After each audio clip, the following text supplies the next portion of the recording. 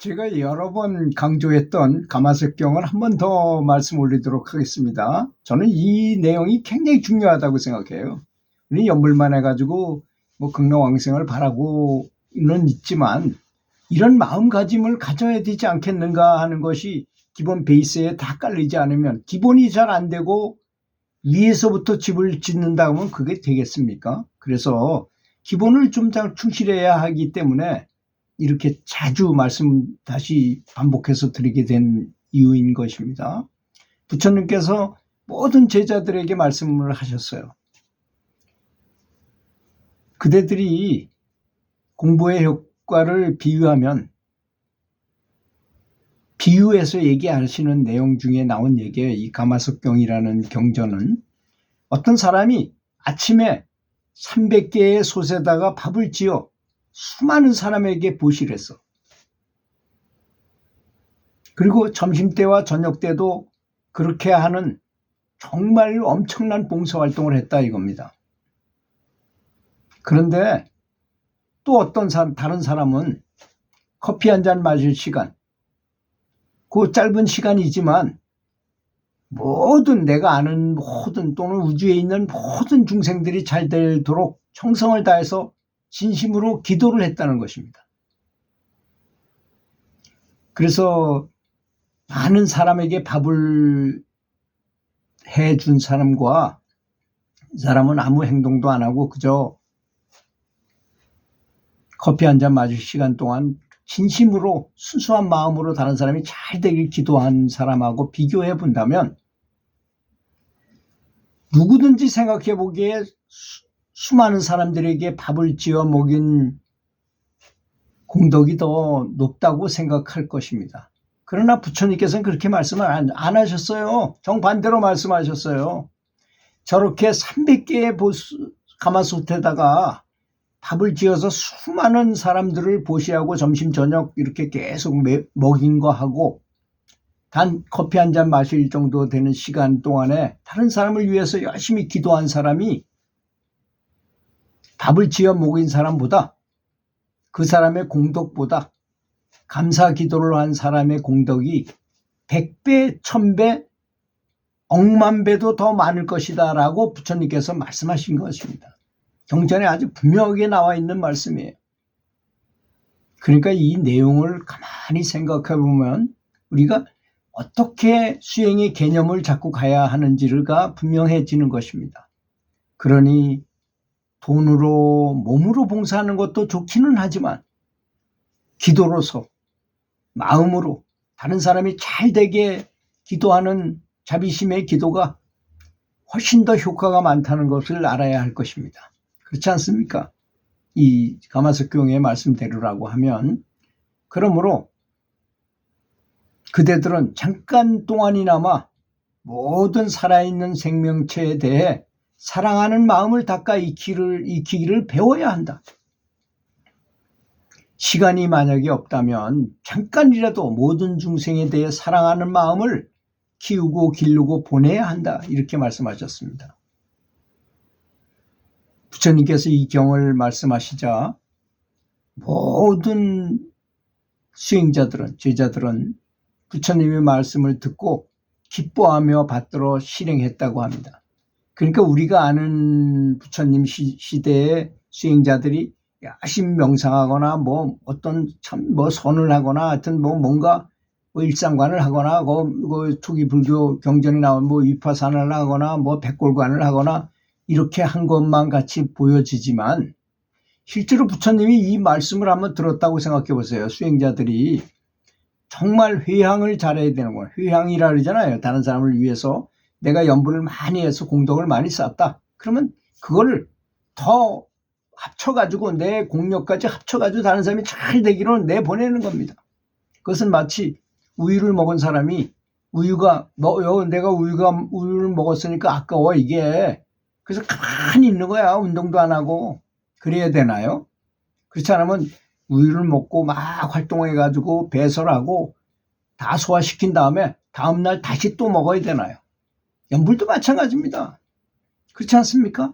내가 많은 연불의 공덕을 쌓았으면 다 푸는 거야. 그래야지 비워지고 다음날 또 먹고 더 많이 먹을 수 있어요. 비웠으니까 빈 그릇이 되도록 하라는 것입니다. 이번에는 자해경의 말씀으로 넘어가겠습니다. 제가 제일 좋아하는 경전 두 가지인데요. 좀 전에는 가마석경이었고 이번에는 자해경입니다. 이제 500명이나 되는 제자들이 옛날에 한번 생각해 보십시오. 뭐 건물이 큰 건물이 있었겠어요. 뭐 그렇게 수용할 수 있는 그런 사원이 절이나 이런 사원이 별로 없었을 거 아니겠습니까?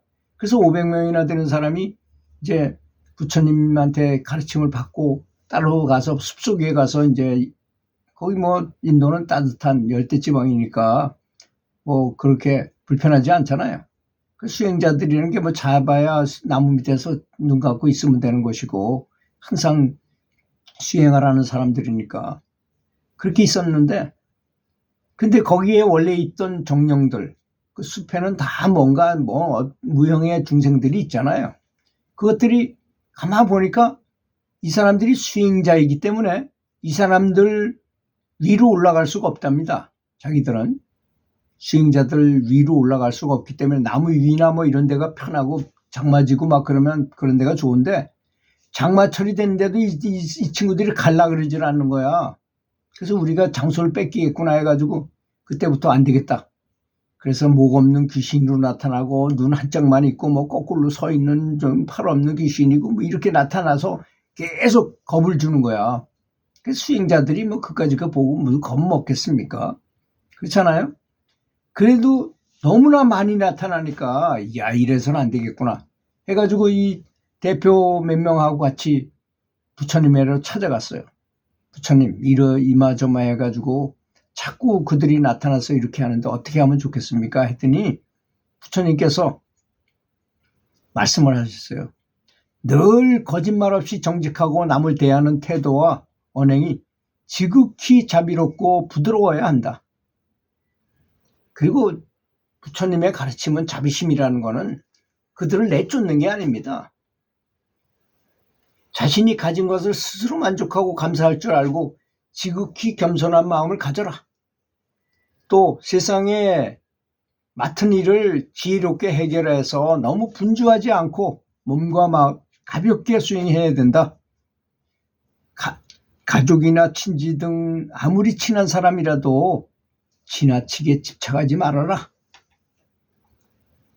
모든 생각과 말과 행동에서 신구의 스승의 질책을 받은 부처님의 질책을 받을 만한 행동을 하지 말라는 것이고 그리고 이제 자연스럽게 생각해야 된다. 모든 존재가 모두 다 근심 없이 행복하기를 늘 즐거운 마음을 갖기를 기도하라.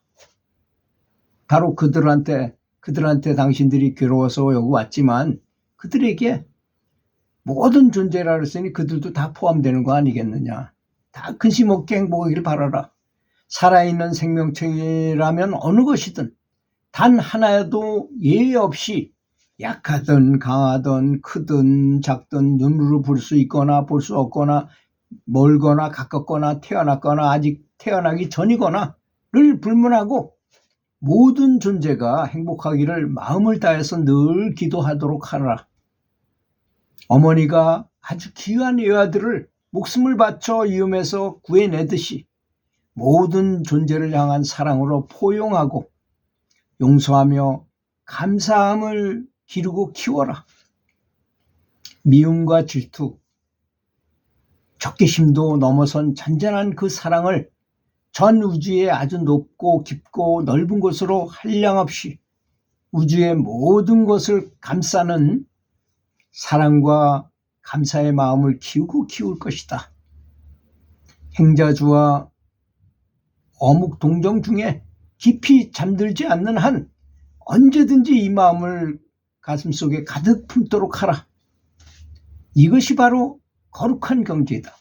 이렇게 마음 먹는다면 잘못된 개념 없이 더 이상 매이지 않고 계율과 지혜를 갖추게 될 것이며 모든 감각적 욕망을 이길 수 있기를 그 사람은 당연히 윤회하지 않을 것이다. 이런 말씀을 하셨어요. 그러니까 결론은 그 정령들하고 싸우려 그러거나 뭐 괴롭히지 말고 이런 마음을 계속 가지고 가서 그 마음을 이 경을 읽어줘라 해가지고 이 500명의 수행자 부처님의 제자들이 그 숲으로 다시 들어가면서 이 경을 읽으면서 들어갔어요. 부처님의 말씀. 그러니까 그 정령들이 그 수행자들을 내쫓으려는 마음을 가졌는데 이 친구들이 오면서 아주 감사하고 사랑의 기운을 뿜어내면서 너무 자기들한테 사랑의 기운이 찾아오니까 마치 송아지가 어미소 옆에 가 있는 것처럼 너무나 행복한 거야. 오히려 그때부터는 이 사람들을 도와줘야 되겠다고 마음먹고 너무나 가까운 사이가 가족같이 가까운 사이가 됐다고 합니다. 그래서 수행을 아주 잘 서로 윈윈하면서 그 친구들도 수행자들이 공덕을 나눠주니까 얼마나 좋아요. 자기들도 더 천도할 수 있는 기회도 되고 하니까. 그래서 아주 행복하게 서로 수행자들은 공덕을 많이 쌓게 되고 그 정령들도 아주 좋아지고 했다는 것입니다. 이렇게 부처님은 자비심을 강조하시고 실천하신 분이라는 것을 명심해야 할 것입니다. 들어주셔서 감사합니다.